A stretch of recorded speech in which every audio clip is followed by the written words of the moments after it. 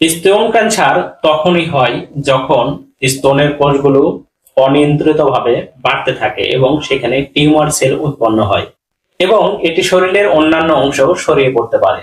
স্তন ক্যান্সারের সঠিক কারণ যদিও জানা যায় না, তবে পুরোপুরি না জানা গেলেও কিছু ঝুঁকির কারণে স্তন ক্যান্সার হতে পারে।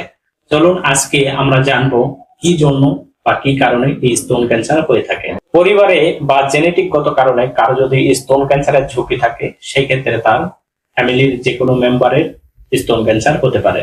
এস্ট্রোজেন এবং প্রোজেস্টেরন হরমোনের তারতম্য বৃদ্ধি বা সংবেদনশীলতার কারণে স্তন ক্যান্সারের ঝুঁকি বৃদ্ধি হতে পারে।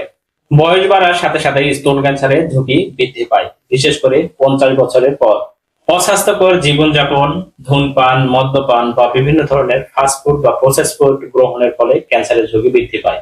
রেডিয়েশন থেরাপি বা অতিরিক্ত পরিমাণে তাপ থেরাপির কারণেও কিন্তু ক্যান্সারের রোগ বৃদ্ধি পায়। বুকের দুধ না খাওয়ানো, যেসব মহিলা রয়েছে বাচ্চাকে কখনো বুকের দুধ গ্রহণ করায় না, এদের এই ঝুঁকিটি বৃদ্ধি পায়। এমন যদি স্তন ক্যান্সার থেকে প্রতিরোধ নিতে চান, তবে কি কি নিয়ম আপনারা ফলো করে চলবেন? নিয়মিত স্বাস্থ্য পরীক্ষা করবেন। 40 বছরের পর নিয়মিত মেমোগ্রাফি করানো উচিত।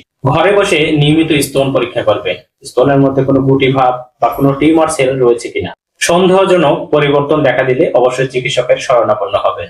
সুষম খাদ্য গ্রহণ করবেন এবং প্রচুর পরিমাণে শাকসবজি এবং মাছ গ্রহণ করবেন। ওজন নিয়ন্ত্রণে রাখবেন, নিয়মিত ব্যায়াম করবেন এবং যতটুকু পারেন পরিশ্রম করার চেষ্টা রাখবেন। ধূমপান এবং মদ্যপান থেকে পরিহার নেবেন।